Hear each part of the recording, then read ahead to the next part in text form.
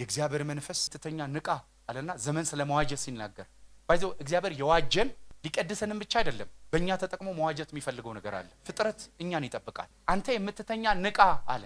ስለዚህ የምንነቃበት ዓለም ነው የምንኖርበትን የሚወስነው።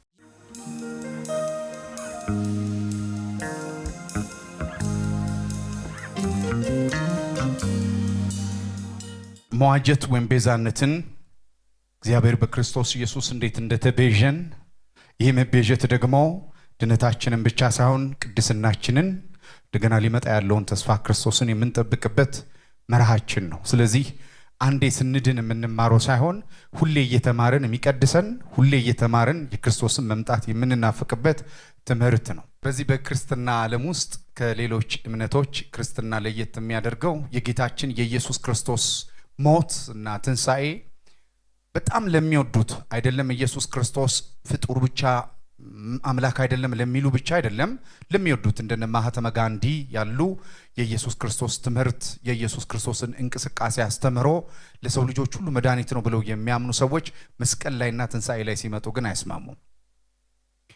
ስለዚህ የጌታችን ኢየሱስ ክርስቶስ ሞት ለብዙዎች ሞኝነት ነው። የዚህ ዓለም ጥበብ ደግሞ የክርስቶስን ሞት ከድነት ጋር አያይዞ ሊረዳ አይችልም። እና አንዳንድ ጊዜ ሰዎች የሚጠይቁን ጥያቄ ይሄ ነው። አምላክ ሁሉን ቻይ ነው? አዎ። አምላክ ሁሉ አቅም አለው? አዎ። እና ለምን ይሞታል? ለማዳን በኃጢአትና በበደል ሙታን ለሆኑ ሰዎች ሕያዋን ሁኑ ማለት ለምን አልቻለም? እግዚአብሔር ለምንድን ነው ይህንን አይነት የማዳን ስራ የፈጠረው? እና አንዳንድ ሰዎች ኢየሱስን ሲመለከቱት ይህንን ትምህርት አድቬንቸር የሚመስላቸው አሉ።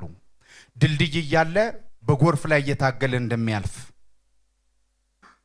ግን እግዚአብሔር ውስንነት ለእግዚአብሔር ይህን ቃል መጠቀም በጣም ከባድ ቢሆንም እግዚአብሔር በአንድ ነገር ውስን ነው። እግዚአብሔር ፍቅር ነው። ኃያል ነው። በሁሉ ቦታ ይገኛል። ሁሉ አቅም አለው። ሁሉን ነገር ግን ኃይሉንም አቅሙንም ጥበቡንም ክብሩንም የሚጠብቀው ማንነቱ ከሆነ ከፍቅር ውጭ አይደለም። እግዚአብሔር ፍቅር ነው። ስለዚህ እግዚአብሔር ፍቅር ስለሆነ ይህ ፍቅር አምላክ ዮሐንስ ወንጌል ምዕራፍ 17 ላይ በጥንተ ዘላለም ውስጥ ለጥንት ዘላለም ባይባልም ላላፊው ለሆነው ነገር ግን እግዚአብሔር አብ እግዚአብሔር ወልድና እግዚአብሔር መንፈስ ቅዱስ የሚኖሩበት ሃርሞናይዝድ የሆነ ህይወት የፍቅር ህይወት ይባላል። ስላሴ እንዳለ ያወቅነው እግዚአብሔር ፍቅር ስለሆነ ነው። ለምን እግዚአብሔር አፈቀረ ብለን ማንን ማለት ስላለብን። ሰው የለ ፍጥረት በሌለበት እግዚአብሔር ዘላለማዊ ከሆነ ፍቅሩ ጅማሬ ከሌለው ማንን አፈቀረ? እግዚአብሔር ፍቅር ከሆነ እግዚአብሔር ወልድን አፈቀረ፣ ወልድ አብን አፈቀረ፣ አብ መንፈስ ቅዱስን አፈቀረ። ይሄ በስላሴ ውስጥ ያለውን ፍቅር በፍጥረት ውስጥ በተገለጠው ዓለም ለማሳየት ይሄ ፍቅር ዓለምን ፈጠረ። ይሄ የምታዩት ግዙፍ ዓለም በውድቀት አማካኝነት ማንነቱን ቢያጣም እግዚአብሔር ግን ፍጥረትን ሲፈጥር ከፍቅር ተነስቶ ነው የፈጠረው። እግዚአብሔር ከምንም ወይም ከሌለ ነገር አይደለም፣ ከማንነቱ ተነስቶ ይሄን ፍጥረት ፈጠረ። ስለዚህ ከእግዚአብሔር ማንነት የወጣው ፍጥረት ከውድቀት በፊት መግቦታዊ ፍጥረት ነው ማለት አሳ ለራሱ አይኖርም፣ ዛፍ ለራሱ አይኖርም። እያንዳንዱ ነገር የሚኖረው ተረፈ ምርቱ መተንፈሱ መኖሩ ለሌላው ህይወት ይሰጣል። ፍጥረት ከወደቀ በኋላ በሰርቫይቫል ውስጥ ገባ። አንዱ ቁርስ ለማድረግ ይወጣል፣ አንዱ ደግሞ ላለመቆረስ ይሮጣል። ፍጥረት ከውድቀት በኋላ ይህንን ስዕል አጣን። ይሄ እግዚአብሔር ፍጥረትን ብቻ አይደለም ከዚህ ማንነቱ ተነስቶ የፈጠረው። ይሄ በመጀመሪያ ይላል መጽሐፍ ቅዱስ ሲናገር እግዚአብሔር ከሰማይና ከምድር በፊት እግዚአብሔር ሰው እግዚአብሔርን ከተረዳ ሰማይንና ምድርን ይረዳል። ቤታችሁ አንድ ሰው መጥቶ ንብረታችሁን ጥርግ አድርጎ ይዞት ቢሄድ ወዲያው ትደነግጡና ቤት ውስጥ የነበረን ሰው ጠይቃችሁ ንብረቴን ማን ወሰደ ስትሉ እንትና ነው ካላችሁ ንብረቱ እኮ ተወስዷል ትረጋጋላችሁ። አላወኩም ካላችሁ ትረበሻላችሁ። አንድ ድርጊት ያደረገውን በማወቅ መረጋጋትም አለ መደንገጥም አለ። በዚህ በወደቀው ዓለም ውስጥ እግዚአብሔር ፍቅር መሆኑን ማወቃችን የምንረጋጋበት ስርዓት ነው። ለምን? ከፍቅር የተፈጠረ ዓለም ስለሆነ እግዚአብሔር በፍቅር ውስጥ ሆኖ ፍጥረትን ስለፈጠረ። ይሄ ፍቅር የሆነው አምላክ በፈጠረው ፍጥረት ውስጥ ግን ፍቅር የመጀመሪያው ማንነት ሰልፍለስ ማድረግ ነው። ቅድም እንዳልኳችሁ እግዚአብሔር ከፍቅር ስለሆነ የፈጠረው የተፈጠረ ፍጥረት ሁሉ ለራሱ አይደለም የሚኖረው ለሌላ ነው። ፍቅር ለሌላ ይኖራል። ሰው ወደደ ተብሎ ማንን ተብሎ ነው እንጂ ራሱ ተብሎ አይጠየቅም። ኦብጀክቲቭ እንጂ ሳብጀክቲቭ አይደለም። ራስ ወዳድነት አይደለም። ስለዚህ የመጀመሪያው ራስ ወዳድ በፍጥረት መካከል መልአክ ተገኘ። እግዚአብሔር ይሄን መልአክ በፍቃድ ውስጥ የመረጠው መልአክ ስለሆነ ፍጥረቱ በፍቃድ ውስጥ ስለነበረ ወደቀ። አንዳንድ ጊዜ ሰዎች ይጠይቃሉ ለምን እግዚአብሔር ሰይጣንን ፈጠረ? እግዚአብሔር ፍቅር መሆኑን ካወቅን እግዚአብሔር ለምን መልአክ እንደፈጠረ እናውቃለን። ለምን? በፍቅር ውስጥ ምርጫ የሌለው ፍጥረት ስለሌለ። ህይወት ያለው ነገር ከሆነ ወይም ደግሞ እግዚአብሔር ሊፈጥረው የፈለገው የመላእክ ዓለም የምርጫ ዓለም ነው። አለበለዚያ ጠለፋ ነው የሚሆነው። ፍቅር ያለ ምርጫ ጠለፋ ነው። ስለዚህ እግዚአብሔር ምርጫን ሰጠ። ምርጫውን ተጠቅሞ ወደቀ። ይሄ እግዚአብሔር እንደገና ሰውን ለመፍጠር ሲጀምር ፍቅር ሪስክ እንደሚወስድ የምታውቁት። ፍቅር ሁሌ ሪስክ ይወስዳል። አንዳንድ ጊዜ ሰዎች ምርር ሲላቸው እኔ መልሼ ሰው አላፈቅርም ይላሉ። እውነተኛ ፍቅር በደልን አይቆጥርም። እውነተኛ ፍቅር ሪስክ ቴከር ነው። እግዚአብሔር ከማንነቱ ውጭ መሆን አይችልም። ሰይጣን አጭበርብሯልና ሰውም አሁን ፍቃድ በሰጠው እንዲያረጋል ብሎ ፓፔትና ሮቦት መፍጠር አልፈለገም። ፍቃድ ያለው ፍጡር ፈጠረ። ይሄም ፍቃዱን ተጠቀመና ከሕይወት ዛፍ ይልቅ ክፉና ደጉን የሚያሳውቅ ዕውቀት አወቀና ወደቀ። የሚገርመኝ እግዚአብሔር በኤደን ገነት ሲመጣ ሁሉን አዋቂ የሆነ እግዚአብሔር፣ ሁሉን የሚችል እግዚአብሔር፣ ማንም ምንም መረጃ ሊነግረው የማይገባው እግዚአብሔር አዳም ሆይ ወዴት ነህ አለው። ፍቅር ሲፈልገው ነው የምናየው። ደግሞ መፈለጉ ብቻ እኮ አይደለም፣ ልብስ ማልበሱ ብቻ እንዳይመስላችሁ። ከኤደን ገነት ራሱ ያስወጣው በፍቅር አማካኝነት ነው። ለምን? መልሶ ከበላ ለዘላለም ሞት እንዳይሆን። ከዛስ ቀጠሮ ሰጠው። እመጣለሁ አለ። የፈለክበት መንደር፣ የፈለክበት የሞት መንደር ውረድ፣ እኔ ወርጃ እመጣለሁ። የሚገርመው ደግሞ የወረደበት መውረድ ራሱ በኃይሉ ሳይሆን በፍቅሩ ነው የወረደው። እኔና እናንተ መንደር ተገኘ። መዋጀት ከዚህ ወጣ። እግዚአብሔር ቤዛነትን ስናወራ አምላክ ፍቅሩን ከገለጠባቸው ከዚህ የሚበልጥ ፍቅር የለም ማለት። እግዚአብሔር ከፍጥረት እግዚአብሔር ከመግቦት ውጪ በመስቀል የገለጠውን አይነት ፍቅር በፍጥረት መካከል ታይቶ አይታወቅም። ስሙ ይባረክ። በጣም የምትወደዱ እግዚአብሔር በክርስቶስ ኢየሱስ የወደዳችሁ ሰዎች እንደሆናችሁ ታውቃላችሁ። ዛሬ መዋጀትን ከዚህ አንፃር እንመለከታለን። መዋጀት ማለት ምን ማለት ነው? መዋጀት ማለት ምን ማለት ነው? ቅድም እንደነገርኳችሁ ማንኛውም እውነተኛ ትምህርት የሚጀምረው ከእግዚአብሔር ባህሪ ስለሆነ እግዚአብሔር በማንነቱ ፍቅር ስለሆነ ሁልጊዜ ፈጥሮ የተወ አምላክ ሳይሆን የወደቀውን ፍጥረት ደግሞ መልሶ ወደ ተፈጠረበት ስርዓት የሚመልስ አምላክ ነው። በምንም አይነት ይውደቅ ፍቅር በደልን አይቆጥርም። አያችሁ፣ እግዚአብሔር ማፍቀሩን የጀመረው በእኔና በእናንተ ቢሆን ኖሮ ከባድ ነበር። እኔና እናንተ ግን ለፍቅሩ ምላሽ በማንሰጥበት መፈቀርም በማንችልበት በበደልና በኃጢአት ሙታን ባለን ጊዜ እግዚአብሔር ወደደን። ስለዚህ የእግዚአብሔር ፍቅር ዲስፕሌይ መገለጫ አንዱ መዋጀት ነው። እግዚአብሔር የሚፈጠር አምላክ ብቻ ሳይሆን የሚቤዥ አምላክ ነው። ይሄንን ስታዩ በህይወታችሁ የተሰነጠቀ በህይወታችሁ የቆመ በህይወታችሁ ያቆመ እናንተ አቁሙት፣ ሰዎች ያቁሙት፣ ሁኔታ ያበላሸው እግዚአብሔር ግን ጣልቃ ሲገባ ሁሉ ጊዜ ለምን ሆነ ብሎ አይደለም የሚጀምረው። ፍቅሩን መግለጽ ሲጀምር ሪስቶር ታረጋላችሁ። ሃሌሉያ! ወደ ተሰራ ወደ መጀመሪያ ወደ ታሰበለት ወደ መጀመሪያ ወደሚጠቅመው ነገራችን መመለስ ይጀምራል። እግዚአብሔር የእንደገና አምላክ ነው። በምድር ላይ ልንመልሳቸው ከማንችል ስህተቶች አንዱ ስህተታችን ከዘመን ጋር የተሰራ ስህተት ነው። ትላንታችሁ መመለስ አትችሉም። እግዚአብሔር ግን ፍቅር ስለሆነ ዶጎቢያና ተምች የበላውን ዘመን መልሰዋለሁ። እግዚአብሔር ሪዲምድ ያደርጋል። ሃሌሉያ! እግዚአብሔር ነገሮችን ወደ ፈጠረበት ወደ መጀመሪያው ሐሳብ የመመለስ አቅም አለው። ኢቭን ሰውን ሲፈጥር ዓለም ሳይፈጠር በፊቱ ቅዱስና ያለ ነውር በፍቅር እንድንሆን የመረጠ ስሙ ይባረክ። አያችሁ፣ እዚህ ምድር ላይ ነገሮችን የምንለካበት በተፈጠርንበት ማንነት መሆን አለበት። በጣም ትልቅ ልዩነት አለው። ሰክሰስፉል መሆንና ፍሬያማ መሆን በጣም ልዩነት አለው። ሰዎች በማንኛውም መንገድ ሰክሰስፉል ሊሆኑ ይችላሉ። ሰው ግን ያለ ፍቅር ፍሬያማ መሆን አይችልም። ለምን? የመንፈስ ፍሬ ነው ፍቅር። የመንፈስ ፍሬዎች አይልም። መንፈስ አንድ ነው የሚያፈራው፣ እሱም ፍቅርን ነው የሚያፈራው። ስጋ ግን ስራዎች ነው ያሉት። አሜን ነው። ስለዚህ ለምንድን ነው እነዚህ ፍሬዎች ምን አይነት ፍሬዎች ናቸው? አንደኛ ለዘላለም የሚኖር ፍሬ ነው። ኢየሱስ እንደዚህ ያለ ፍሬያችሁ እንዲኖር ፍሬያችሁ እንዲበዛ። ፍሬ ካሉት ካራክተሮች ውስጥ ፍሬ መደበቅ አይቻልም። ፍሬ ሊደበቅ አይችልም። ከእግዚአብሔር መንፈስ ጋር በፍቅር የታሸ ህይወት ካለን ሊደበቅ አይችልም። በሁለተኛ ደረጃ ፍሬ ለራሱ አይኖርም። ከመንፈስ ያፈራነው ነገር በሙሉ ሰልፍለስ ነው። ፍሬ ራሱን ከበላ ሩትድ ሆነ ነው የሚባለው። ሸተተ፣ ለሌላ ነው የሚኖረው። ስሙ ይባረክ። እግዚአብሔር በክርስቶስ ኢየሱስ የዋጀበትን ዓላማ መዋጀት ምንድነው የሚለውን ሐሳብ ስንመለከት ከእግዚአብሔር ባህሪ ስንነሳ ይሄ ነው። ሁለተኛ መጽሐፍ ቅዱሳችንን ስንመለከት ለመጀመሪያ ጊዜ የመዋጀትን ሐሳብ ይሄ እግዚአብሔር ፍቅሩን ሲገልጥ የገለጠው የመጀመሪያ ተደራሲያን አይሁዶች ናቸው። የብሉይ ኪዳን መጽሐፋችንን መመልከት ይግድ ይላል። ስለዚህ ይሄ የመዋጀት ሶስት መርሆችን ከሶስቱ ትርጉሞች እናገኛለን። ከሶስቱ ትርጉሞች እናገኝና ኢየሱስ ላይ አምጥተን እንደመንደመዋለን። መጽሐፍ ቅዱስ በመጀመሪያ መዋጀት የሚለውን ቃል በብሉይ ኪዳን በምንመለከትበት ሰዓት ላይ የሚጠቀምበት ቃል ቃሉ ትንሽ ከበድ ያለ ስለሆነም ጎዌል የሚል ቃል ይጠቀማል። የዕብራይስጥ ቃል ነው። ይሄ ማለት ምን ማለት ነው? በመዋጀት ውስጥ የመጀመሪያው መርህ ቤተሰብ መሆን ይፈልጋል። መዋጀት አንድ ቅድመ ሁኔታ ይጠብቃል። ለመዋጀት አንድ ሰው ለምሳሌ ካሳ ስለመክፈል የምታውቁ ሰዎች ካላችሁ፣ የፍርድ ቤት ፍርድ ቤት የምትሉ ሰዎች ካላችሁ፣ ማንኛውም ነገር ምንም ከመደረጉ በፊት መርሆች አሉት። እግዚአብሔር ካስቀመጣቸው መርሆች አንዱ መዋጀት ካስፈለገ የመጀመሪያው መርህ ቤተሰብ መሆን አለበት።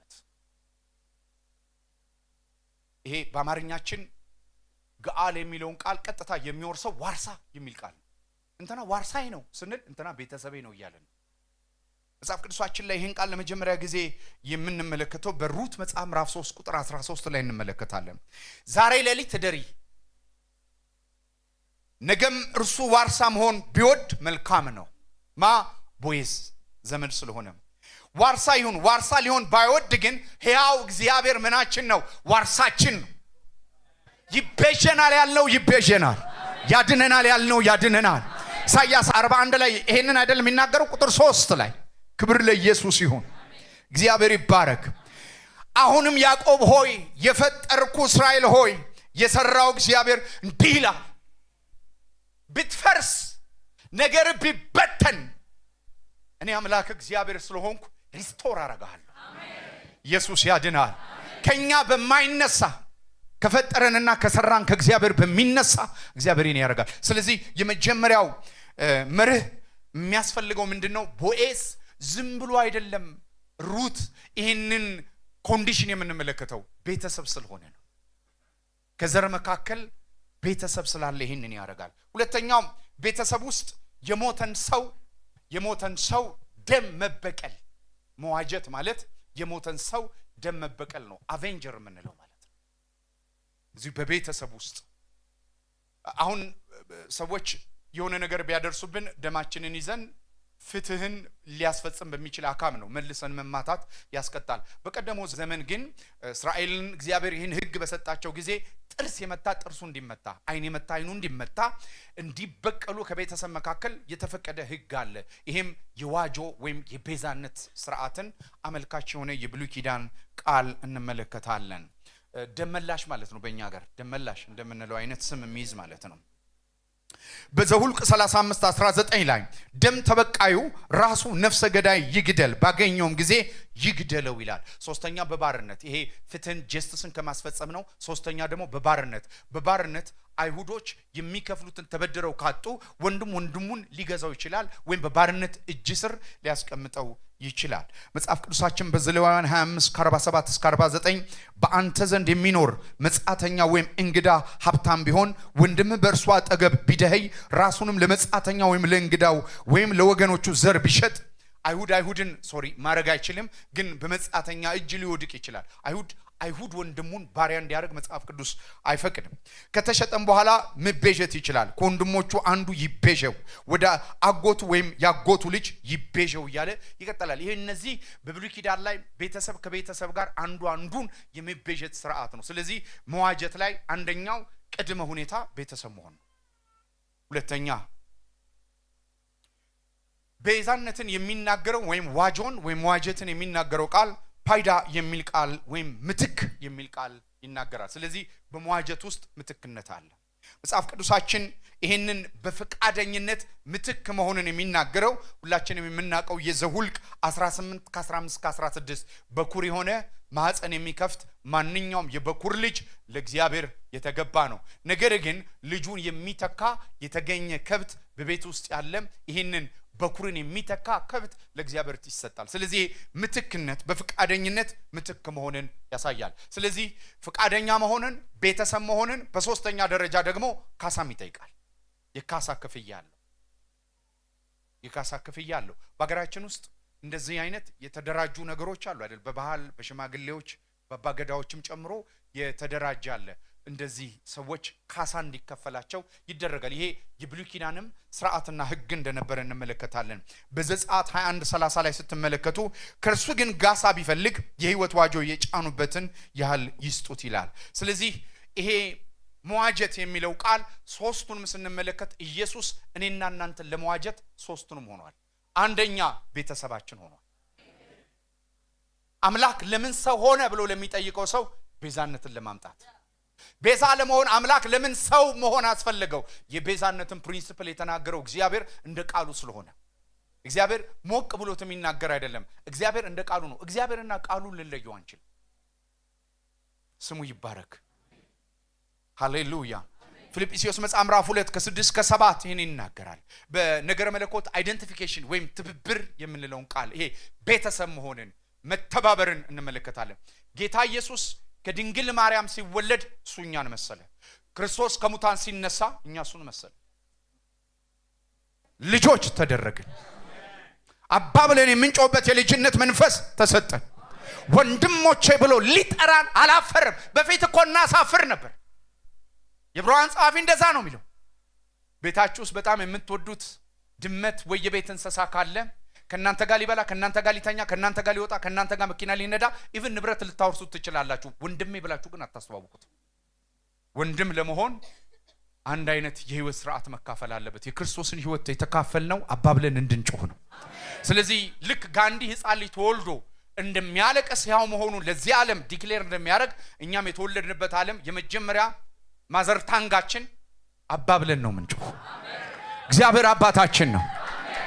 ስለዚህ የመጀመሪያው በመዋጀት ውስጥ በምትክ አሰራር ኢየሱስ እኛን የመሰለበት ነው።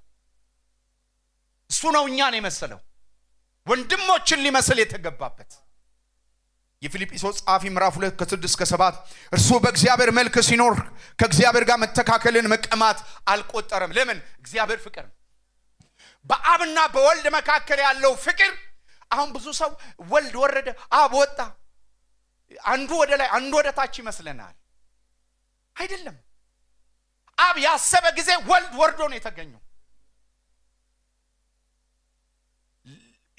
ይሄ ማለት ስፋትና ርዝመቱ ከመታወቅ የሚያልፍ ፍቅር ስለሆነ አንደርስታንድ አያደርጉም የሰው አእምሮ። ባልና ሚስት አንድ ላይ ሲኖሩ ባል ሚስቱን በእውቀት አይደለም የሚያውቃት፣ በፍቅር ነው የሚያውቃት። በፍቅር ማወቅም ይባላል። አያችሁ፣ በእውቀት ማለት ሜኑ ይዘህ ማጥናት ነው። እየተከታተል ቀኑ ሙሉ የምታጠናት ማለት ነው። በፍቅር ማጥናት ግን ሪሌሽንሺፕ ነው። እንወቅ እናውቀውም ዘንድ ምን እናድርግ? እንከተለው። እግዚአብሔርን በመጠጋጋት ነው የምናውቀው።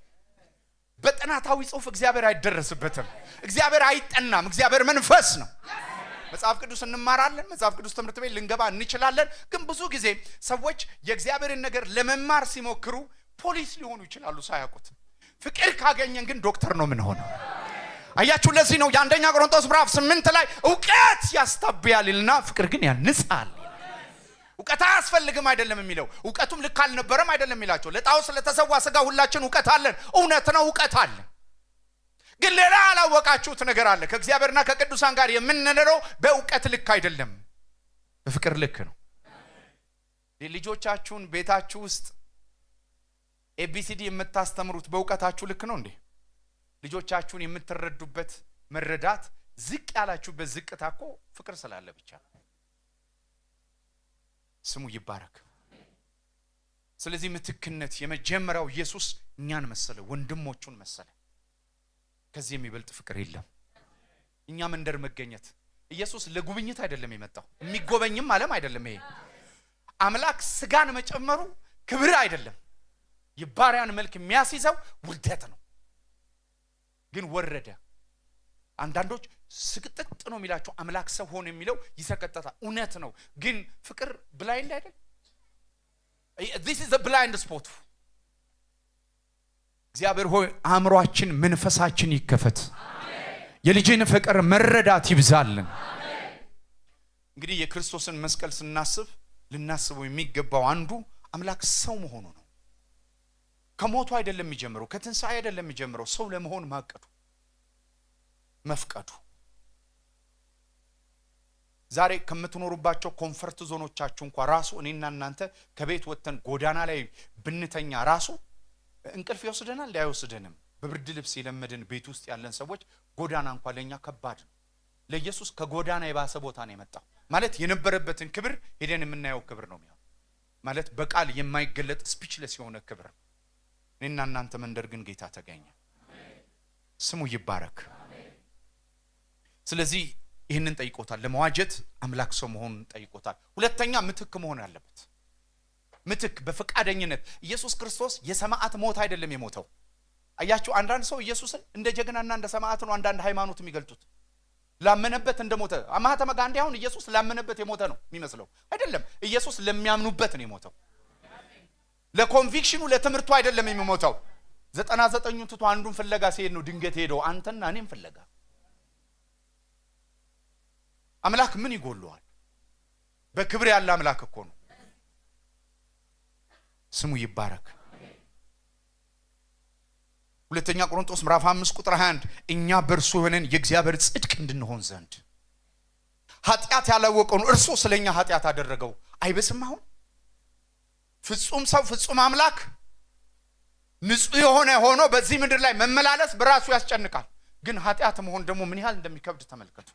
እኔና እናንተ የተቀበዘበዝንበት ሸክማችንን ላዩ ላይ ለማኖር ፈቃደኛ ሆነ። ሰው መሆን ብቻ አይደለም፣ ምትክ ሆኖ ለመሞት ሌላ ሁለተኛ ኮንዲሽን መዋጀታችን ጠይቆታል። ኢየሱስ እሱንም ፈቀደ።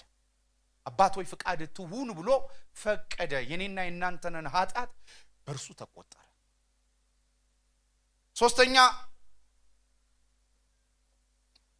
ኃጢአት መሆን ብቻ አይደለም፣ ለኃጢአት የሚከፈለውን የማስተሰሪያ ዋጋ መክፈል አለበት። ያም ዋጋ ሞት ነው። ሞተ። ስለዚህ ኢየሱስ ፍቃደኛ ነው። ኢየሱስ ዘመዳችን ነው። ኢየሱስ መስዋዕታችን ነው። እነዚህ ሶስቱን የብሉይ ኪዳን ስርወ ቃል ስላላቸው ነው ማንሳት የግድ የሆነው። የክርስቶስ ኢየሱስን መዋጀት ለመረዳት ከየት መጣ? ዝም ብሎ አዲስ ኪዳን ላይ የጀመረ ትምህርት አይደለም። ብሉይ ኪዳን ላይ በጥላነት የተመለከተ ቤዛነትን በእነዚህ ሶስቱ የእስራኤልን የህይወት ታሪክ የመጽሐፍት ዘመን ላይ የነበረውን እንደገና መዝሙረኞች የዘመሩትን መዝሙር ብንመለከት ብዙ የምናገኛቸው እውነቶች አሉ። ግን አጠቃላይ ፍሬምወርኩ ይሄ ነው። ስለዚህ መዋጀት ማለት አንድ ቤተሰብ መሆን ነው፣ ሁለተኛ ፈቃደኛ መሆን ነው፣ ሶስተኛ መስዋዕት መሆን ነው። ኢየሱስ እነዚህ ሶስቱ አሟልቶ እኔና እናንተ። ለዚህ ነው የሮሜ ጸሐፊ በምዕራፍ 3 ከ21 እስከ 25 አሁን ግን በሕግና በነቢያት የተመሰከረለት የእግዚአብሔር ጽድቅ ያለ ሕግ ተገልጧል። እርሱም ለሚያምኑ ሁሉ በኢየሱስ ክርስቶስ በማመን የሚገኘው የእግዚአብሔር ጽድቅ ነው። ልዩነት የለም። ሁሉ ኃጢአት ሰርቷል፣ የእግዚአብሔርም ክብር ጎድሏቸዋል። በኢየሱስ ክርስቶስ በሆነ ምን ቤዛነት ወይም መስዋዕትነት፣ አለበለዚያ ካፋር አቶንመንት፣ ዮሚ ኩፍር የሚባለው ወይም ደግሞ አቶንመንት አትዋን ሙቭመንት፣ አንድ ተደርጎ መቆጠር፣ ኃጢአተኛ ተደርጎ መቆጠር፣ በእኛ ቦታ መቆጠር ኢየሱስ ያስፈልገው ነበር። የሚገርማችሁ እሱ ኃጢአተኛ ተደርጎ መስቀል ላይ ሲሰቀል እኔና እናንተ ኃጢአት አልሰራም ተብሎ የኢየሱስን ቦታ ነው ያዘው። ለምሳሌ 80 ሺህ ብር ዕዳ ያለበት ሰው ድንገት አካውንቱ ላይ 160 ሺህ ብር ቢገባ 80 ሺህ ብር ይኸውላችሁ ከፎርጊቭነስ ከኃጢአት ይቅርታ ያልፋል። 80 ሺህ ብር ዕዳ ላለበት ሰው 80 ሺህ ብር በከቱለት ዕዳውን ይከፍላል። ሌላ 80 ሺህ ብር ካለ ግን 80 ሺህ ብር ያለው ነው ምንባል።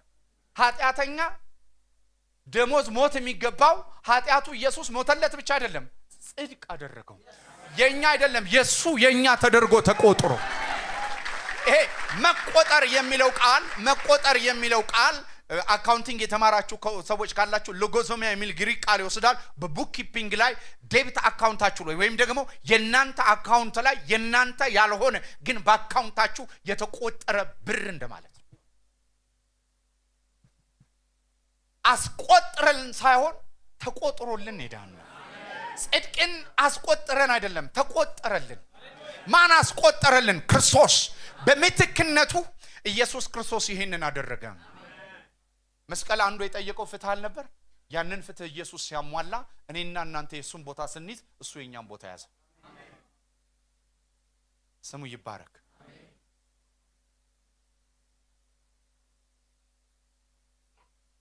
ይሄ ብቻ አይደለም። ይሄ የብሉይ ኪዳን ሐሳብ ነው። ወደ አዲስ ኪዳን ስንሄድ ግን የብሉይ ኪዳን መጽሐፍ እጃቸው ላይ ያላንጠለጠሉ በሮማ ግሪክ ማህበረሰብ ውስጥ የተመሰረቱ በሐዋርያው ጳውሎስ አገልግሎት የመሰረታቸው ብዙ ቸርቾች አሉ።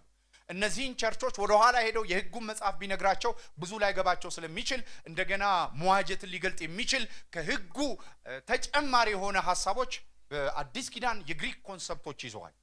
እነዚህ በሮማና ግሪክ የተወለዱ የብሉይ ኪዳን መጽሐፍት እጃቸው እኔ እኮ ጳውሎስ እግዚአብሔር ምን አይነት መገለጥ እንደሰጠው ያለ ብሉይ ኪዳን መጽሐፍ እኮ ነው አዲስ ኪዳን ላይ የነበሩ አይሁድና አህዛቦችን በፍልስፍና የታወቁ በስቶስቲክስ በታወቁ ፍልስፍናዎች በኖስቲሲዝም ይናጡ የነበሩ ማህበረሰቦችን ነጥቆ ለኢየሱስ ያረጋቸው። ደግሞ የተጠቀመበት ነገር ይገርመኛል። ስብከቱ እንደዚህ የሚል ነው። መስቀል በሮማ ግሪክ እኮ በጣም የሚመለኩ ጀግኖች ናቸው። እንደነ ግሬት አሌክሳንደር በጦር አውደልሎ ትልቅ ስራ የሰሩ በሚመለኩበት ስፍራ ላይ ተሰቀለ በሚል ወንጌል ነው ያዳናቸው። ተሰቀለ ነው የተጠቀመው። ቆርጬ አለው አለ። ትንሣኤ ላልሰብክ መስቀል ብቻ ልሰብክ ቆርጬ ነው አለ። ከዛስ ይሄንን ሰበካቸው። ሚዲያስ የፍልስፍና የሎጂክ የቲዮረም ፍልስፍና ማቴማቲክስ ፊዚክስ ባለበት እሱ የተጠቀመው ሲምፕል ፕሪቺንግ ከሚዲያዎች ሁሉ ፑር ኢየሱስ ያድናል። ስንት ማስረጃ እያለ እንዴት እንደሚያድን ቀመርና ምናምን እየፈለገ አልተጠቀመም። ቆርጬ ነበራል። ስለማያውቅ አይደለም። ተርሴስ ነው የተወለደው። የፍልስፍና ሊቅ ነው። ፍልስፍና ባለበት ትምህርት ቤት ተምሯል፣ ግን አልተጠቀመም። ለምን? መስቀል በራሱ የእግዚአብሔር ጥበብና ኃይል ስለሆነ ስሙ ይባረክ። የጥበበኞችን ጥበብ አሳፍራለሁ አለ። የዚህ ዓለም ጥበብ በሌላ ጥበብ ይተካል። አሁን እያያችሁ ነው። የናፍጣ መኪና ቤንዚል መኪና አሁን ኤሌክትሪክ እየተካው ነው። የዓለም ጥበብ እየተሻለ። የኢየሱስ ክርስቶስ ጥበብ ግን አይሻሻልም። የዛሬ 2000 ዓመት የተገለጠው የመስቀል ጥበብ ትውልድ በፈለገ ምንም አይነት ነገር ውስጥ ይግባ፣ ዝም ብላችሁ ክርስቶስን ስበኩ። ክሬን ነው ካለበት መንደር ያወጣዋል። ሃሌሉያ። አይሻሻልም፣ መሻሻልም አይፈልግም። ብራንድ ነው። ኤሌብራካቼኒያስ ታውቃላችሁ። ቴስላ የተባለውን መኪና አሁን የሚነዳው ቴስላ መኪና ስሙ የወጣለት ምንዱባን የዩጎዝላቪያ ተወላጅ የነበረ በኒውዮርክ አንድ ፎቅ ላይ ተከራይቶ የሚኖር እዛው ኖሮ የሞተ ነው። የነ ቶማስ ኤዲሰን ቤተሰቦች ያኔ የኤሌክትሪክ ቢዝነሱን ተቆጣጣረው ስለነበረ ሰውየው በሰበቃና በተለያዩ ነገሮች የሰራቸው ፎርሙሌትድ ያደረጋቸው ነገሮች መውጣት አልቻሉም። ሰውየው ጥበብ አለው፣ ግን ኃይል ስላልነበረው ከነውቀቱ መቃብር ገባ። ጥበብ ኖሮት ሰው ኃይል ከሌለው መቃብር ይገባል። ሰው ደግሞ ኃይል ኖሮት ጥበብ ከሌለው መቃብር ይገባል። በዚህ ምድር ላይ ለመኖር ጥበብና ኃይል ያስፈልገናል። ገንዘብ ኖሮን ጥበብ ከሌለን ይባክናል። ጥበብ ኖሮን ኃይል ከሌለን ደግሞ ማስፈጸም አንችልም። መስቀሉ በቂ ነው። የኢየሱስ ክርስቶስ መስቀል በቂ ነው። በዚህ ምድር ላይ ኃጢአትን፣ ሞትን፣ ጨለማን የሚመጣውን ዓለም እየከፋ ቢሄድ በክርስቶስ ኢየሱስ አሸነፈን ለመኖር በመስቀሉ ድል ለማድረግ የክርስቶስ ዊዝደም በቂ ነው። እስቲ ክርስቶስ ጥበባችን ነው በሉ። ጽድቃችን ብቻ አይደለም ጥበባችንም ነው፣ ኃይላችንም ነው። ቆላስያስ ላይ ወደ መላእክት አምልኮ የሄዱ ወደ ሃይማኖትና በዘመን ወደ ነበሩት የተለያዩ ፍልስፍና ተስበው የሄዱ ኢየሱስ ያድናል ተቀብለነዋል፣ ግን ፍልስፍና ያኖራል አሉ ሰዎች። ኢየሱስ ያድናል፣ ፍልስፍና ያኖራል አሉ። ቆላስያስ ላይ ቀማቸው። የጥበብና የእውቀት መዝገብ ሁሉ በእርሱ ነው አለ። ኢየሱስ ያድናል። አሜን። አንዳንድ ጊዜ ሰዎቹ ዘመን እየከፋ ሲሄድ አሁንም ዘመን እየቀጠለ ሲሄድ ክፋት እየጨመረ ሊሄድ ይችላል። አሁን ያለውን ክፋት ተመልከቱ። ነገ ደግሞ ሌላ ክፋት ሊመጣል። ልጆቻችን እንዴት ልናሳደግ እንችላለን? ነገሮች ወገኖች ወይ መስቀሉ በቂ ነው። አያችሁ እስራኤል በምድረ በዳ ላይ በባብ በተነደፈ ጊዜ የባብ አይነቱን ቁጭ ብለ ሙሴን አጥናል አለው። መንደፊያ የሚነድፍ የባብ ቁጥር አጥናል አለው። ግን አንድ ነገር አለው፣ በመሰዊያው ላይ ስቀለው አለ። ይሄንን ያየ ምንም አይነት እባብ ይንደፋው ያመልጣል። ዛሬ ማምለጫችን ነው የክርስቶስ መስቀል። ልጁ ያለው ሕይወት አለው፣ መንፈስ አለ ቤት ውስጥ። ሃሌሉያ ሮዚፋት ያማስከዲያ ስሙ ይባረክ። ይሄ እውነት ስለገባን መንፈስ ቅዱስ ስሙ ይባረክ። የጥበብ መንፈስ ስሙ ይባረክ። የእውቀት መንፈስ ስሙ ይባረክ። ራስን የመግዛት መንፈስ የሆነው መንፈስ ቅዱስ ስሙ ይባረክ። እናመሰግናለን። ስሙ ይባረክ። ስለዚህ በእነዚህ በግሪክና ሮማ ማህበረሰብ መካከል ጳውሎስ ኢየሱስ ክርስቶስን ለመግለጥ የነገረ መለኮት ምሁራን ጳውሎስን እንደዚህ ይሉታል፣ ባገኘው ነገር ክርስቶስን የሚያጎላ ነው። ይህንን ስፒከር ከሰጣችሁት ከዚህ ስፒከር ኢየሱስን ያወጣል። ትዝ ይላችኋል፣ አቴና ሄዶ ለማይታወቅ አምላክ ሲባል ኢየሱስን ከዛ ውስጥ አወጣ። ሙቭ አያረግም። በዓለም ፍልስፍና ቶሳፕ አያረግም፣ አይወዛወዝም። መጤ ትምህርት የለውም፣ ሞደርን ቲቺንግ የለውም፣ ሞደርን ፕሪቺንግ የለውም። ኢየሱስ ሞደርን ነው። አሁን ያለፈውን ብቻ አይደለም፣ አሁን ብቻ ለሚመጣውም ዓለም ኢየሱስ ያሸንፋል። ገዢ ነው እሱ። እንደ መልከ ጸዲቁ በሰላምና በጽድቅ የሚገዛ ንጉስ ነው። አለት ነው፣ ይፈጫል። ስሙ ይባረክ። አሜን። ጩና ኢየሱስ በሉ እስቲ። አየሩ በዚህ ስም ይሞላ። ስምህ እንደሚፈስ ዘይት ነው። ዓለማት ባንተ ተፈጥረዋል። ዓለማት ባንተ ሰስቴን ያደርጋሉ። የመዳንን ሥራ የጨረስክ ነህ። የፊቱ መንጸባረቅ ነህ። አሜን። ዓለምን የምናውቀው በክርስቶስ፣ አብን የምናውቀው በክርስቶስ፣ ራሳችንን የምናውቀው በክርስቶስ፣ መንፈስ ቅዱስን የምናውቀው በክርስቶስ ነው። እንደኔ አይነት አጽናኝ አለ አብን ያየ እኔን አይቷል አለ። ኢየሱስ መነጽራችን ነው። ጄኒቫል ታኪያማ ሰባ ይህን መነጽር ዛሬ ማጥለቅ ይሁንላችሁ። ኢየሱስን እንደ መነጽር ማጥለቅ ይሁንላችሁ። ምን ታለ? በክርስቶስ ካየ እግዚአብሔር መድኃኒት አለው፣ እግዚአብሔር ክብር አለው፣ እግዚአብሔር ኃይል አለው። ከሞተ ነገር ላይ በምንም ታምር ማር ሊወጣ አይችልም፣ ግን ከሞተ ነገር ላይ ማር ይወጣል። መጽሐፍ ቅዱስ ደከመ ከተባለው መስቀል ላይ እግዚአብሔር ኃይል አወጣ፣ እግዚአብሔር ጥበብ አወጣ፣ እግዚአብሔር ጽድቅ አወጣ፣ እግዚአብሔር ማዳን አወጣ፣ እግዚአብሔር የጥልን ግድግዳ ፈረሰው። ቸልታኪያ ማንተሪያ አማልቨርዳ ጉና ሃዳይናስ ፈረሰ። የጥል ግድግዳ ፈረሰ። ከሁለቱ አንድ አዲስ ሰው አመጣ። መስቀል ለእግዚአብሔር መከራ አይደለም፣ ምጥ ነው።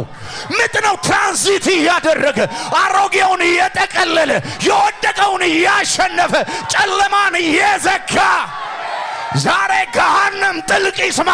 ኢየሱስ ክርስቶስ ጥበባችን ነው። ስሙ ይባረክ፣ ስሙ ይባረክ። እንዳደነግጡ አዲስ ዓለም የለም፣ የተሸነፈ ዓለም ነው ያለው። አዲስ ሰይጣን የለም፣ የተሸነፈ ነው። መስቀሉ ያላሸነፈው፣ መስቀሉ ያረታው ነገር የለም። ሰይጣን ጠዋት ያስነሳና የባባ አይነቶችን የመንደፊያ አይነቶችን ያማርጣል። አንተ ተነሳና የመስቀሉን አይነት ንገረው። ወንበዴ እንደተሰቀለበት አይነት እንጨት አይደለም፣ ዓለም የታረቀበት የእግዚአብሔር ፍቅር የተገለጠበት ከዚህ የሚበልጥ ፍቅር የለም። የተወደድኩበት ነው የኢየሱስ መስቀል። ዛሬ ይሄ ክብር ቤታችሁ ይግባ። ይሄ ክብር ጓዳችሁን ይቆጣጠር። ይሄ መንፈስ ቤታችሁን ይግዛ። ተቀመጡ። ክብር ለኢየሱስ ይሁን። ኢየሱስ ሃሌሉያ፣ ስሙ ይባረክ። እኔ የሚያሳዝን አይደለም ሞቶ የሚያሸንፍ ኢየሱስ ሄሮ ነው፣ ጀግና ነው። ወደ ሲኦል ወረደ። ዝም ብሎ አይደለም የወረደው፣ ሊነጥቅ ወረደ ይላል። ወደ መቃብር ወረደ። ዝም ብሎ አይደለም የገባው፣ ሊጠቀልል፣ ሊያስረቸው፣ ሊያበሰብሰው። የላቫርታ ኪያማሴባ ተነስተናል ከሱ ጋር። ኢየሱስን ከሙታን መካከል ስለምን ትፈልጉታላችሁ? ተነስቷል። እሱ በዚህ የለም አለ መልአኩ ሲናገር። በዚህ የለም ግን ቀብሮት ይሄዳል። ዛሬ ዲያብሎስ ትንሣኤ ሊሰጠው የሚፈልግ ኢየሱስ የቀበረው ብዙ ነገር አለ። እኛ ከሱ ጋር አብረን ተነስተናል። ሞቱን በሚመስል ሞት ከእርሱ ጋር ከተባበራችሁ ትንሣኤውን በሚመስል ትንሣኤ ትተባበራላችሁ። we are unified with him ከእሱ ጋር ዩኒፋይድ ተደርገናል። ከእሱ ጋር አይደንቲፋይድ ተደርገናል። ስሙ ይባረክ። ሃሌሉያ። ስለዚህ ሐዋርያው ጳውሎስ በመሰረታቸው ቤተክርስቲያናቸው ውስጥ ብዙዎቹ ይህንን የብሉይ ኪዳን የመዋጀትን መርሆች አያውቁም። የእስራኤልን መቤዠት አያውቁም። መጽሐፉም ግን አሁን እንደምንይዘው አልተለበጠም፣ አልተያያዘም። ግን ለነዚህ ሰዎች ጳውሎስ የባሪያን ፍንገላና የባሪያን ንግድ ማዕከል ባደረገ መልኩ ይህንን የመዋጀትና የቤዛነትን ስራ ሲናገር እንመለከታለን። በመጽሐፍ ቅዱሳችን እንደምንመለከተው ባሪያዎች የሚሸጡበትና የሚገዙበት ገበያ አለ። ልክ ሮብ ገበያ፣ ሐሙስ ገበያ እንደሚባል የባሪያ ፍንገላ፣ ባሪያ የሚገዛበት፣ ባሪያ የሚሸጥበት፣ ባሪያ በባሪያ የሚለወጥበት ቦታ አለ። ይሄ ሐዋርያት ሥራ 17 ላይ ገበያ የሚለው አጎራ ይላል። ሁለተኛ ኤክሳ አጎራዞ ማለት ከገበያ ላይ ባሪያን ገዝቶ ማውጣት ነው። ቶሎ ቶሎ ፈጠን ብዬ እንድነግራችሁ እመኑኝና እኔ ብቻ ላውራ ጥቅስ ላይ ሳልሄድ። በሶስተኛ ደረጃ ሉትሮስ የሚል ቃል አለ፣ ባሪያ የሚገዛበት። ልክ ይሄ ግመል እንደሚሄድ በሰንሰለት ታስረው ባሪያዎች ይቆማል። ለምሳሌ ልጅ ለማሳደግ ከሆነ ጃንደረባ፣ ሚስት የሚጠብቅ ምናምን ከሆነ ጃንደረባ ነው የሚፈልገው። ስለዚህ ጃንደረባ ይታያል። እድሜው የባሪያ በጥርስ ነው የሚታወቀው እንደ ከብት። ስለዚህ እድሜውን በዛ መልኩ ያያል፣ ጉልበቱን ይመለከታል። ከዛ በኋላ ይገዛዋል። ከዛ አገልግሎቱን ከጨረሰ በኋላ ልጆቹን የሚያስተምርለት ምናምን ከፈለገ ደግሞ በሌላ ባሪያ ይለውጧል። እንዲህ ከሚሸቀጥብን ዓለም ነው ኢየሱስ ነፃ ወጣን ነው እያላችኋል። አፖሎትሮስ ማለት ከዚህ ገበያ ዳግም ላንሸጥ በክርስቶስ ተገዝተናል ነው። ግሪክና ሮማውያን እንደሱ ነው የሚረዱት። የገላትያ ቤተክርስቲያናት፣ የኤፌሶን አማኞች፣ የብሉይ ኪዳን መሰረት የሌላቸው ሰዎች የሚረዱት ከገበያ ከሚሸጥበት እንዲህ ከሚነገድበት ባሪያ the lower value ነው። ባሪያ የተጣለ ነው። ባሪያ አይደንቲቲ የለውም። ባሪያ ማንነቱ አይታወቁም። ከየትኛው እንደተወለደ ሰርቲፊኬት የለውም። የበር ሰርቲፊኬት የለውም። ዴት ሰርቲፊኬት የለውም። he doesn't have any identity። ምንም አይነት አይደንቲቲ የለውም። ግን ልክ ከተያዘ በኋላ ግን ባለቤት ይለውጣል፣ ኦነር ያገኛል። ይሄ አፖሎትሮስ የሚለው ቃል የግሪኩ ቃል ይሄ ቤዛነት እዚህ ክፍል ላይ የዋለው ቃል ዳግም ላንሸጥ በምንችልበት ዋጋ ተገዝተን መውጣታችንን ያሳያል። በዚህ ተገረምን ድነታችንን። አሁን ታዲያ ይሄ ድነታችን ላይ ከሆነ የድነት ክላስ ብቻ ለምን አንማረውም? ፋውንዴሽናል ክላሳችን ብቻ ለምን አንማረውም? ለምንድን ነው በአመት አንዴ ቢያንስ በአመት 2 ጊዜ መዋጀትን መማር ያለብን? ለምንድን ነው ብላችሁ ብትመለከቱ ይሄ ዓለም ማንነታችን የሚዘረፍበት ዓለም ነው። አንድ ጊዜ ሪክ ዋረን የተባሉ ሰው ሲናገሩ እንዲህ ብለው ተናገሩ። አንድ አሜሪካዊ ሰው በርገር መሸጫ ቦታ ላይ ወድቆ ተገኘ። ብሩስ ተደርጓል። ሰውነቱ በጣም ተገርፏል። ራሱን ስቷል። ራሱን አያውቅም። ይሄ ሰው ሰውነቱን አጥበውት ወደ ሆስፒታል ኢመርጀንሲ ተወስዶ ሆስፒታል ትሪት ተደረገ። ነቃ። ከነቃም በኋላ ሰውየው የማን ልጅ እንደሆነ ቤተሰቡ እነማን እንደሆኑ አያውቅም። ላዩ ላይ የነበሩት ካርዶች በሙሉ ቴፍትድ ሆነዋል፣ ጠፍተዋል። ምንም ነገር የለም። ወደ ኋላ የሚያስታውሰው የለም። ከዛ በየሚዲያ ሰዎች የሚያፈላልጉ ሰዎች ላይ አወጡት። አውቀዋለሁ የሚል ቤተሰቤ ነው የሚል ሰው ጠፋ። ከዛ በኋላ የስነ ልቦና ሐኪሞች ቀረቡና በቃ ከዚህ ጀምሮ አንተ እንደዚህ ነህ ብለህ ከዚህ ጀምረህ እኔና እናንተ ይወላችሁ እንዲህ ከኋላ ዘፍጥረት ላይ ወደቀን እኮ ነው።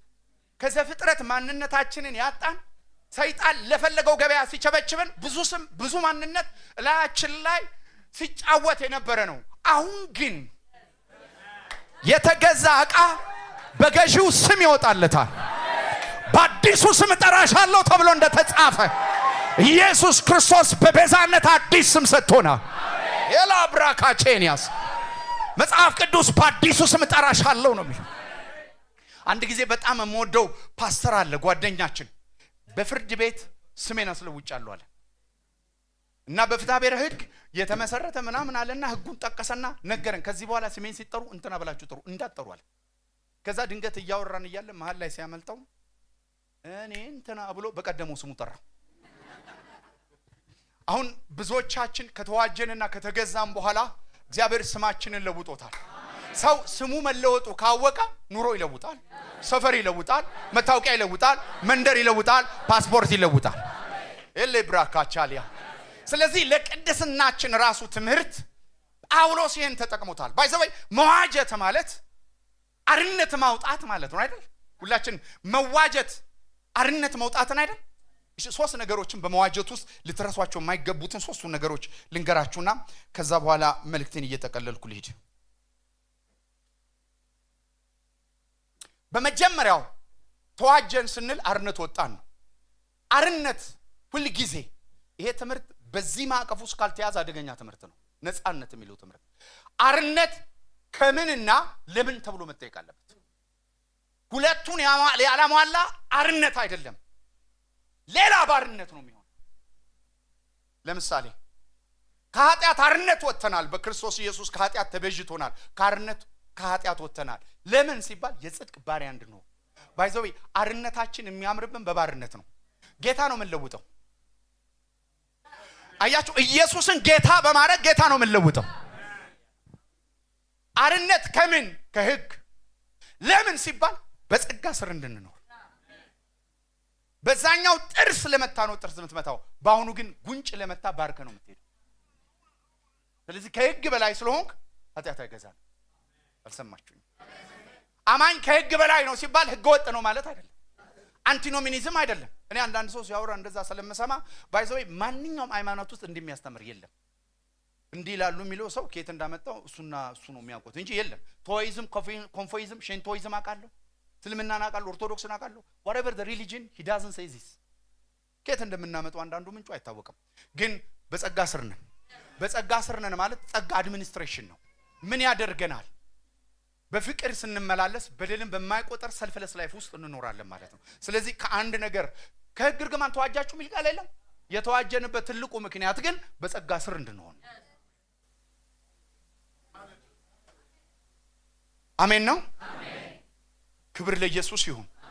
በሁለተኛ ደረጃ ከኔነት ተዋጅተናል ስንል እኔ አሁን አልኖርንም እያለን ነው። ክርስቶስ በእኔ ይኖራል እያለን ነው። ይኸውላችሁ ክርስትና እግዚአብሔር ዓላማው አንድ እንደሆነ ልንገራችሁ። እናንተን መለወጥ አይደለም፣ እናንተን ማለዋወጥ ነው የሚፈልገው። ባይዘው ለኔና ለናንተ የተዘጋጀው መስቀል ነው። ልንሻሻል በማንችልበት ውድቀት ስለሆነ እኔ የሚለው ማንነቴ መስቀል ነው የተዘጋጀለት። እሱ በኔ ለሚለው ግን ያዋን ተደርገናል። አሜን ነው። ኢየሱስ ያድናል። እርሱ በእኛ ለሚኖርበት ህይወት ተጠርተናል። ስለዚህ አርነት ማለት ከምንና ለምን የሚለውን ቃል እንዳትረሱ።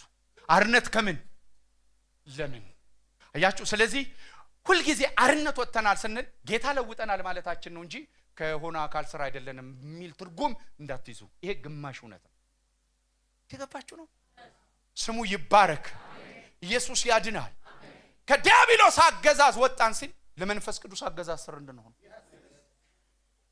መንፈስ ይሙላባችሁ፣ መንፈስ ይምራችሁ፣ በመንፈስ ተመላለሱ ለሚለው ህይወት እንድንገዛ ነው። ስሙ ይባረክ።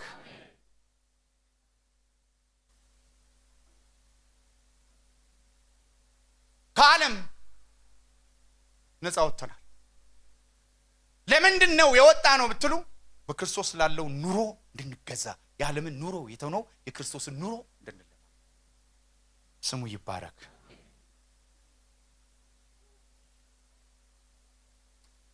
በቤታችሁ ፍሪጅ ያላችሁ ሰዎች አላችሁ። ፍሪጃችሁን በምን ነው የገዛችሁት? በዋጋ። ፍሪጅ ላይ ምግብ ስታስቀምጡ ይበላል? ፍሪጅ ለማን ነው? ለገዛው ነው የሚኖረው።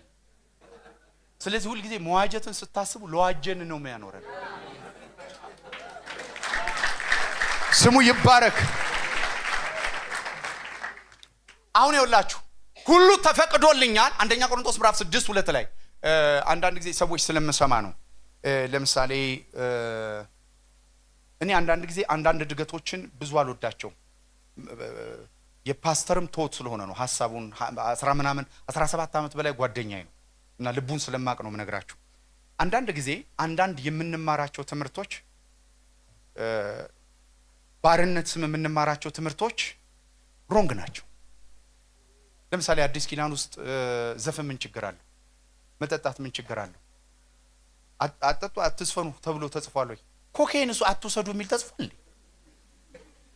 ተጽፏል? ጫትስ እንዳቅሙ የሚል ተጽፏል? ምንድነው ጸጣላችሁ? የለም። እግዚአብሔር ምስክሬ ነው፣ የለም። አያችሁ አርነታችሁ ተጽፏል አልተጻፈም አይደለም። የአዲስ ኪዳንን ፍቃድ ምን እንደሚንቀሳቀስ ልንገራችሁ። አሁን ልነግራችሁ ነው። አንደኛ ሁሉ ተፈቅዶልኛል። የማን ስሎጋን ነው? የቆሮንቶሶች ሁሉ ተፈቅዶልናል አሉ እነሱ። ጳውሎስ ሲመልስ እንደዚህ ያለ ሁሉ አይጠቅምም። አሁን ምንድነው የሚጠቅምህ ነው? ልሳን ያበዛል፣ ጸሎት ያበዛል፣ አገልግሎት ያበዛል፣ ጌታን መውደድ ያበዛል? አያበዛም። ስለዚህ አይጠቅምም። ይኸውላችሁ ዘንዶ በዚህ በማሌዥያ ኢንዶኔዥያ ዘንዶ በጣም ነው የሚወዱት፣ ያሳድጋሉ። ዘንዶ የዱር አውሬ ነው፣ ማደግ አይችልም ቤት ውስጥ ግን ያቃል፣ ትንፋሻቸውን ያቃል። ዲፕ ስሊፕ ሲሆኑ ስትሬች ያደርጋል፣ ይለካቸዋል። ከዛስ ይጠቀለላል። ቁመቱ የበለጠ ቀን ይውጣቸው። ምቀልበው ገዳይ ነው። ስለዚህ ቤኔፊሻሪ ነው ወይ ነው? በጌታ ደስ ይበላችሁ። ደግሜ ላለው ደስ ይበላችሁ። ደግሞ ይሄንን መልእክት የጻፈው የእስር ቤት ጸሐፊ ስለሆነ ደስ ይለኛል። ታስሮ ላልታሰሩት እኔ ሌላ ኤፌሶን ላይ ጳውሎስ አባትነት በሚሰየምበት ፊት እንበረከካለሁ። ታስሮ የእስር ቤት ፊት የእስር ቤት ንግግር የለው። ይሄ ዓለም የማይሰጥ ክርስቶስ ብቻ የሚሰጥ ነገር አንተ ውስጥ አለ። ስለዚህ እኛ ከዚህ ዓለም አንቴናችንን ላይ ጠልፍ ኢየሱስ ያድናል። ቸሌ ብራካቼሊያስ አትደግ ወደ እንደዚህ አይነት አርነት። ይሄ ባርነት ነው። ቅድም ነግሬያችኋለሁ። ሰክሰሳችን የሚተመነው ያልተደፈሩ ነገሮችን በመድፈር አይደለም፣ እግዚአብሔርን በመምሰል ነው። ምክንያቱም ፍሬያማነት የሚለው አያችሁ፣ አንድ ብርቱካን አፈራ የሚለው የራሱን አይነት ሲያፈራ ነው። የመንፈስ ፍሬ የሚለው ለዛ ነው። የኢየሱስ አይነት የህይወት ስራ ሲያፈራብህ ክራይስት መስላል ማለት ነው። ስሙ ይባረክ። ሃሌሉያ። ቆሮንቶሶች ሁለተኛ ስሎጋን አላቸው። ሁሉ ተፈቅዶልና ሲሉ እዛው ክፍል ላይ አንደኛ ቆሮንቶስ 6:12 ላይ ጳውሎስ ሲመልስ እንደዚህ ያላቸው ሁሉ አይጠቅምም ብቻ አይደለም፣ በእኔ ላይ አይሰለጥንም። እስቲ ዛሬ የምታደርገው ማንኛውም ተጽፏል አልተጻፈም ብላችሁ ጉድ ሞርኒንግ ብለ ያረከው ነገር ጉድባይም ነገም ደግሞ ጉድ ሞርኒንግ ሊልህ ነው። በቃ ባለቤት የሚሆን አዲክሽን ሌቭል ዲቨሎፕ እናደርጋለን። ሰው ጊዜ ለሰልጠለት ነገር በህይወት ውስጥ ጓደኛ ሆኖ የመሰልጠን አቅም አለ። እንዲህ አይነት ትግል ያለባቸው ሰዎች ዶንት ወሪ፣ ኢየሱስ ከዚህ ያወጣቸዋል። ግን በእውቀት ለምትስቱ ሰዎች ነው ይሄ ትምህርት። በእውቀት ትምህርት ቀርጾ ለሚሰራ ሰው ግን ቢብሊካል አይደለም። ይሄ ፍሬምወርኩን የሳተ ትምህርት ነው። ደግሞ አንዳንድ ጊዜ ነገረ መለኮትም ቀመስ የሆኑ ሰዎች ምንም ችግር የለባቸውም እንዲህ አይነት ነገር ሲያስተምሩ። አንድ ነገር ልንገራችሁ፣ እግዚአብሔር ፍቅር ነው። እግዚአብሔር ከፍቅር ጎሎ አያውቅም። ሁሌ በእኛ ላይ ያለው ዓላማ ማዳን ነው። ኃጢአት ግን ባንተ ላይ ያለው ዓላማ መዳን ሆኖ አያውቅም። ኃጢአት ሁለት ግራቪቲዎች ሁሌ አትሳቱ። ሁሌ ስበት አለ።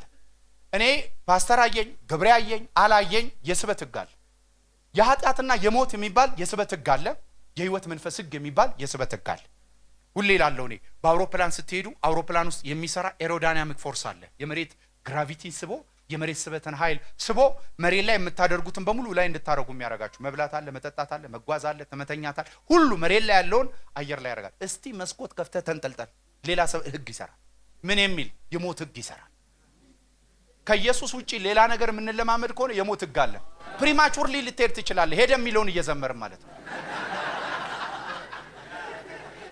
ለምን ኢየሱስ ይቅር አለን ማለት ኃጢአት ይቅር ብሎናል ማለት አይደለም። ኮዝ ኤንድ ኢፌክቶች አሉ። መዝራትና ማጨድ የሚባል አለ። መዝራት እንደዚህ ነው፣ ማጨድ ግን እንደዚህ ማጨድ እንደዚህ ሆኖ ያውቃል ያውቅም ወደዚህ ነው። አርነታችሁ ለስጋ ብቻ ምክንያት እንዳይሰጣል። በክርስቶስ አርነት ወጣችኋል። ግን አርነታችሁ ማኔጀብል መሆን አለበት። በዚህ ምድር ላይ ማኔጅ ለማድረግ ከባዱ ህግ አይደለም፣ ጸጋ ነው። ጸጋ ማኔጀብል ለማድረግ በጣም ከባድ ነው። አንድ ጊዜ ስፓይደርማን የሚል ፊልም አታዩ? እኔ ስፓይደርማንን ሳይ ከልጆቼ ጋር ስፓይደርማን ሳይ አንድ ሰውዬው የተናገሩት ነገር አጎቱ ነው ምናምን የተናገሩት ረጅም ጊዜ ከሆነው አንድ ነገር ተናገሩ። ብዙ ስልጣን ስላለ ብዙ ራስ መግዛት ያስፈልጋል። የእግዚአብሔር መንፈስ ራስን የመግዛት መንፈስ ነው። እስቲ አሜን። ኢየሱስ ያድናል። ስለዚህ ማስተር አትደረጉ። በምንም ነገር ለመጠለፍ ኢንታግልድ ለመሆን ለመተብተብ ህይወታችሁን አሳልፋችሁ አትስጡ። ሰይጣን በድርና ማግ የተመረቀ ነው። እንደ ሹራብ ኪሮሽና ክር ይዞ ነው የሚዞረው። ይሰፋል። ሌላ ቅርጽ እስክትይዝ ድረስ ሙልድድ የማድረግ ዓላማ አለው። ሶስቱ ስላሴዎች እንደተቤዡ ሶስቱ ክፉ ስላሴዎች ደግሞ እኛን ለመግደል እንደሚሰሩ ወቁ። ዲያብሎስ፣ ኃጢአትና እኔ ነኝ። ስለዚህ ማኔጅ አድርጉ። ማኔጀብል ላይፍ ሊኖረን ይገባል። የእግዚአብሔር መንፈስ ለዚህ ነው አንተ የምትተኛ ንቃ አለና ዘመን ስለመዋጀት ሲናገር ባይዘው እግዚአብሔር የዋጀን ሊቀድሰንም ብቻ አይደለም። በእኛ ተጠቅሞ መዋጀት የሚፈልገው ነገር አለ። ፍጥረት እኛን ይጠብቃል። ዘመን እኛን ይጠብቃል። ትውልድ እኛን ይጠብቃል። አንተ የምትተኛ ንቃ አለ። ስለዚህ የምንነቃበት ዓለም ነው የምንኖርበትን የሚወስነው። የምንነቃበት ዓለም ደግሞ የበራልን ብርሃን ነው። ስሙ ይባረክ። ቁጥር 13 ላይ መብል ለሆድ ነው ሆድም ለመብል ነው፣ እግዚአብሔር ግን ይህንንም ያንንም ያጠፋቸዋል። ቆሮንቶሶች በዓላማ እኮ ነው ይሄን የሚሉት። ምግብ ለሆድ ነው አይደል? አዎ። ከበላ በኋላ በቃ ይቀበራል አይደል? ሰውነት አዎ። ከጠጣም በኋላ አዎ። ግን ሰውነት ለመብል አይደለም። ሰውነት የጌታ ነው። በሌላ አማርኛ መዋጀት ሲገባችሁ እጃችሁ የእናንተ አይደለም። ባይዘው በባላደራነት ነው እጃችሁ እናንተ ጋር ያለው። እግራችሁ በባላደራነት እናንተ ጋር እንዳለ ታውቃላችሁ። ብልቶቻችሁ ሁሉ የእናንተ አይደሉም። ተገዛ እግዚአብሔር ይውላችሁ። በዋስም በድብልን በመደበልም አይሰራም። እግዚአብሔር የመጀመሪያው ስራ እኔና እናንተን ተደብሎ አይደለም የሚሰራብን። ውስጥ ለውስጥ እየተፎካከረ ከጨለማ ጋር ከዲያብሎስ ጋር እየተፎካከረ አይደለም። የእግዚአብሔር መንፈስ ባለበት የመጀመሪያው አርነት ነው። አርነት የወጣንበት ትልቁ ምክንያት ሊነግስብን በእኛ ሊታይ ነው። አሜን ነው። ስለዚህ በዋጋ ተገዝቻለሁ በሉ እስቲ። በዋጋ የተገዛ ምን አለው ማለት ነው? ባለቤት አለው። ባለቤት ያለው ሰው ደግሞ ማንነትን ያገኛል። አሜን ነው። ማንነትን ያገኛል። ከዛ በኋላ ባለቤት ያገኘ ሰው ማንነትን ብቻ አይደለም የሚያገኘው። እናንተ አለ የገዛው ሃሌሉያ የጠራችሁ ወሰደና የክርስቶስ ብልት አደረጋችሁ። ወሰደና የመንፈስ ቅዱስ ማደሪያ የሱ ማስቀመጫ አደረጋችሁ። ስቶር ሃውስ አደረጋችሁ። ያለፈ ያገደመ እንደ ባሪያ ከምንሸጥበት አወጣና የሱ ማስቀመጫ አደረገ። ቤተ መቅደስ ስላደረገን ከኛ ቃል አይጠፋም። ቤተ መቅደስ ስላደረገን ከኛ ትንቢት አይጠፋም። ቤተ መቅደስ ስላደረገን ከኛ የምህረትና ሰዎችን የሚያነሳ ቋንቋ አይጠፋም። እናንተ እግዚአብሔር ቤተ መቅደሶች ናችሁ። ኦነር ባለቤት ስንለውጥ እኛ ውስጥ ደግሞ ስቶር የሚደረገው ነገር ኢሚዲየትሊ ተለወጠ። እግዚአብሔር በመንፈሱ እኛ ውስጥ አደረ። በዚህ ተሰርቼ ባላልወቁት ገና በማልመጥን ለመንፈስ ቅዱስ ትክክለኛ ቤት ሆኜ ለማልመጥ ነው ሊሰራኝ ገባ። ሊያስውበኝ ገባ። ኢየሱስ ያድና። መንፈስ ቅዱስ ውበቴ ነው በሉ እስቲ። አይሰማኝም። ይሄ ዓለም አሁን ያለንበት ትውልድ ሰይጣን የሚፈልገው አይደንቲቲን ቴፍት ለማድረግ ነው። ማንነትን ለመስረቅ ነው። እግዚአብሔር እስራኤልን ከግብጽ ሲያወጣ መጀመሪያ የነገራቸው እናንተ በሕዝቡ ሁሉ የተለያችሁ ካህናትና ነገስታት እንድትሆኑ ነው አላቸው። ለምን? 400 ዓመት ማን እንደሆኑ ከየት እንደመጡ ሎስት እንዲያረጉ አድርጓል። እግዚአብሔር ደግሞ ይሄን ሪቢውልድ ማድረግ ፈለገ። ግን የሚገርማችሁ ካህናትና ነገስታት መሆናቸውን እግዚአብሔር እነሱ ልብ ውስጥ ለማስገባት ሲታገል እነሱ በምድረ በዳ የግብጽ መንፈስ ያስቸግራቸው ነበር። መቃብር ሲያስውቡ አይደል የኖሩት? ፒራሚድ ሲሰሩን አብሯቸው ነው የወጣው። ደና መቃብር እንኳን የለም ይዞን ሲወጣ እያሉ ወደፊት የማያራምድ መንፈስ እኔና አንተ ጋስ የሚፈጥር መንፈስ ነው ያለው። ለሰማያት ውበትን የሰጠ ኢየሱስ ያድናል። ሞተ በተባለበት ህይወት የሚሆን ጨለመ በተባለበት የሚያበራ ዛሬ እኔ ባረኳችሁ መንፈስ ቅዱስን የምትለማመዱ ሁኑ። መንፈስ ቅዱስ የምንመረቅበት ትምህርት ቤት አይደለም። አናድግም ከሱ በላይ ኢየሱስ ያድናል። እኔ የእግዚአብሔር መንፈስ የሚገርመኝ ልጅነትም ላይ ያወራናል፣ አደግን ስንልም ቋንቋ አለው። መንፈስ ቅዱስ የማትመረቁበት ትምህርት ቤት ነው። ስናድግ የምናቆማቸው ነገሮች የሉም። ስናድግ ጥገኛ ነበርን አይደል? እኛ በሱ እንሁን እሱ በእኛ ይሁን ግራ እስኪያጋባ ድረስ መደበላለቅ ነው ያለብን። ጸልየን መተን ነው አይደለም የምንናገረው። አሁን ዝም ብለን ስናወራ እሱ እየተናገረ ይሁን እኛ እየተናገረን እስከማይለይ ድረስ የኛ የሱ ሆኖ እሱ የኛ ሆኖ እግዚአብሔር ወደ እንደዚህ አይነት ዩኒፊኬሽን ይዞን ይግባ። ኢየሱስ ያድናል። ይሄን ልንገራችሁና መልእክቴን ልጠቅልል። ስሙ ይባረክ። በዋጋ ተገዝታችኋል። ከዛ በፊት የሚናገረውን ነገር ላውራና ልጨርስ። ስሙ ይባረክ። ሃሌሉያ።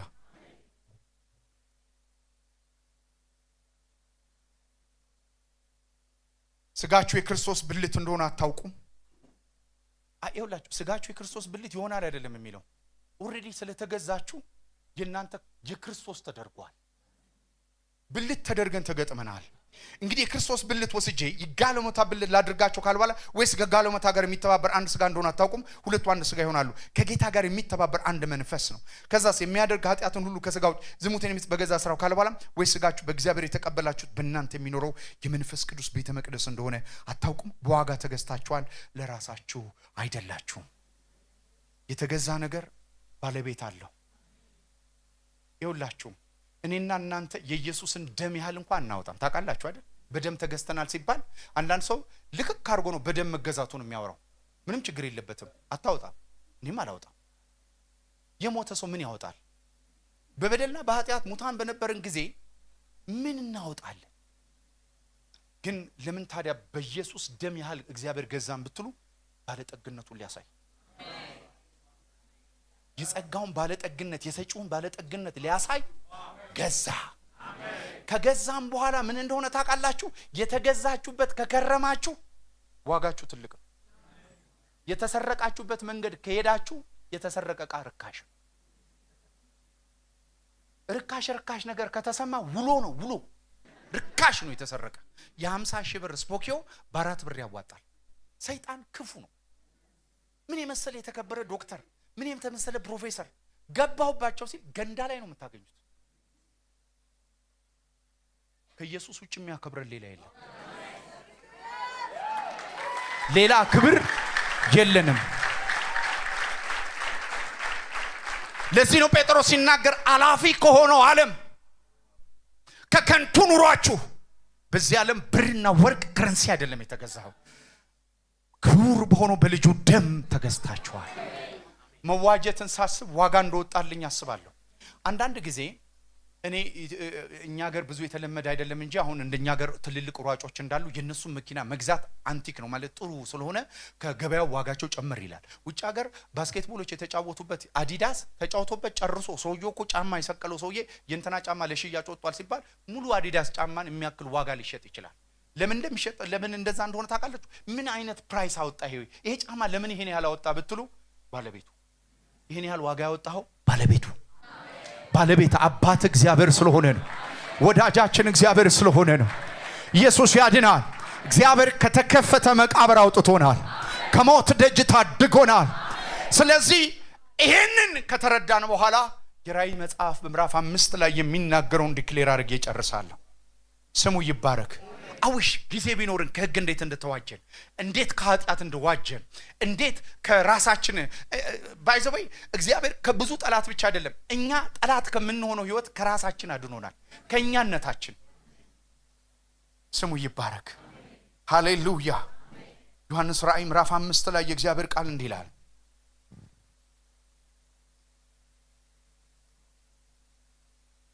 ቁጥር 6 በዙፋኑ በአራቱ እንስሶች መካከል በሽማግሌዎች መካከል እንደተረደ በግ ቆሞ አየሁት። ቤዛነታችን በሰማይ ቆሞ የሚታይ እኔ የሚገርመኝና የምደነቅበት ኢየሱስ ክርስቶስ ከሙታን ከተነሳ በኋላ እጁ ላይ እንዲህ አስገብቶ ቆሞ አሳይቶታል።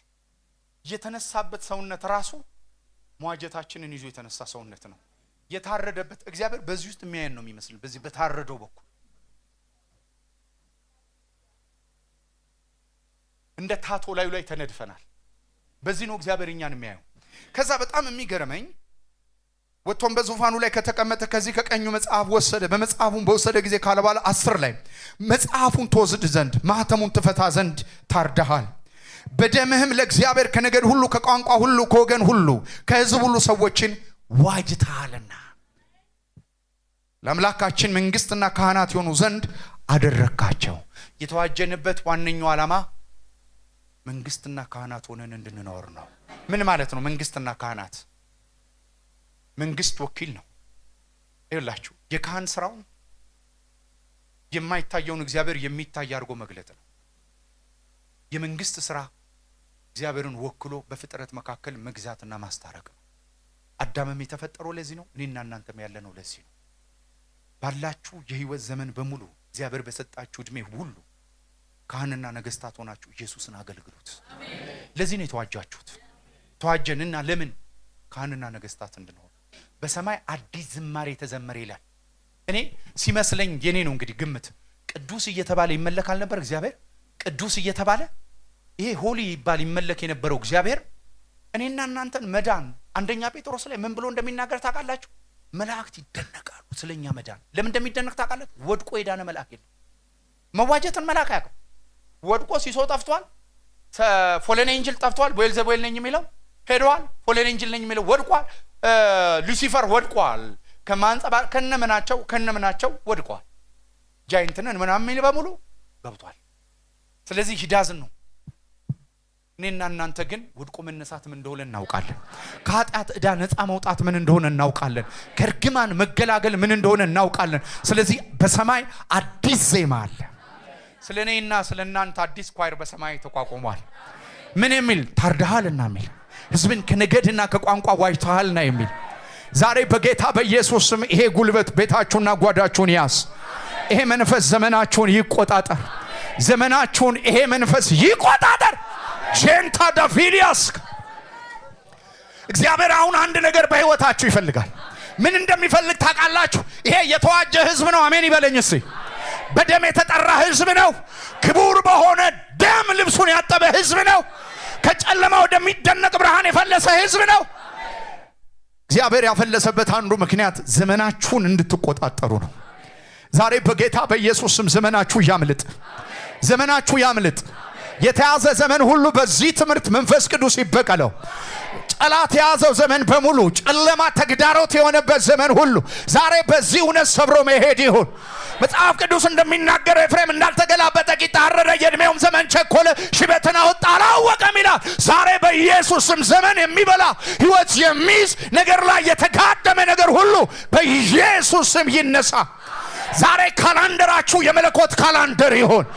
ዓለም ሳይፈጠር በተሰራበት ከማህፀን የታወቃችሁበት መለኮታዊ ካላንደር አሁን በእናንተ ላይ ይስራ። እግዚአብሔር ዛሬ የሚያፈጥን መንፈስ፣ ጫማ የሚለውጥ መንፈስ፣ የሚያስታጥቅ መንፈስ፣ የሚያራምድ ጉልበት ህይወታችሁ ላይ ይግባ።